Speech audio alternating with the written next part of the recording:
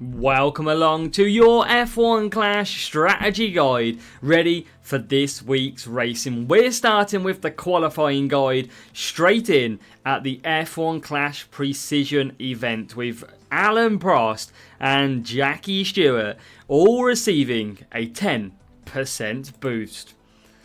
So yes, legendary drivers are going to get an increase in boost. Just them two, Jackie Stewart and Prost, both 10% boosted. So it makes to be an interesting GP where maybe some of the biggest players, the biggest maxed out account players are going to benefit from some early season purchases where they have these driver levels. Because at the end of the day, this is an event which is pretty disappointing really, because a lot of players aren't going to have these two epics or even legends at a very good level indeed. So, as we said, Prost and Stewart both in 10%.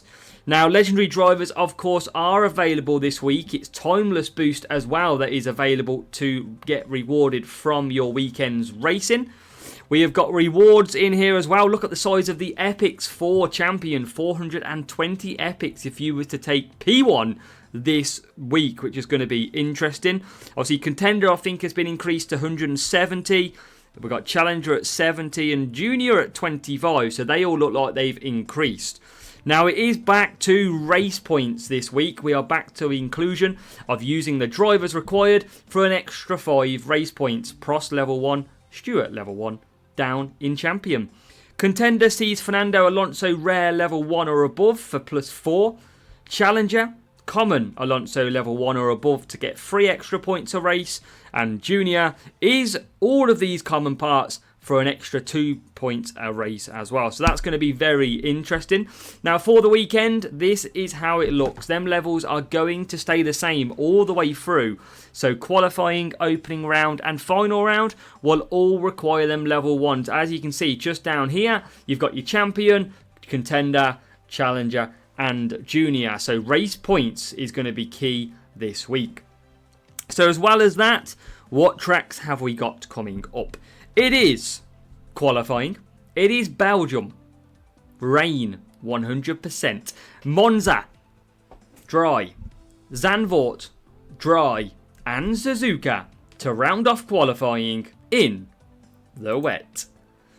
So remember, strategy area compromises of all the track stat boosts that are available to you. We're going to give you the best strategies possible to help you improve your qualifying score. And remember, take them extra race points where you can get them as well. But first of all, for this week, remember this. Qualifying on Wednesday is completely random. Thursday and Friday, your groups are going to be more like your weekend groups, mixed with players who also haven't got through yet. So make sure to don't give up hope on a Wednesday, but make sure you attempt all 3 rounds to try and get through. So, race number 1, Spa. You need race start drivers and a speed setup. Do not compromise too much on race start if your qualifying is ridiculously bad. For example, Max Lewis Hamilton has the best race start, but I would not use him around here because his qualifying is so bad. So you've got to find a little bit of a balance around here. Even drivers like Norris and Leclerc are very good. Now, setup has been called. Strategy, free wet is your go-to strategy for Champions and Contender. If you are struggling to do the free, you might want to look to do a 2-2-2. Firework, Rainbow, Street Shark, Timeless and Surf are your best boosts to go to. Surf doesn't include both track stats, but it is a featured boost, which is good.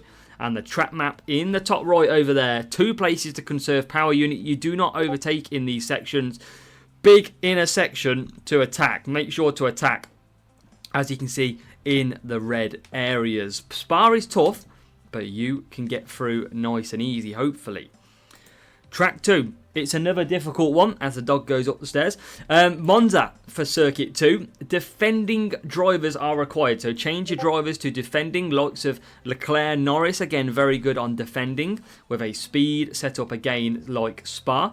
This is in the dry, so a little bit of a secret. You can take 4 soft if you've got 90 tyre management.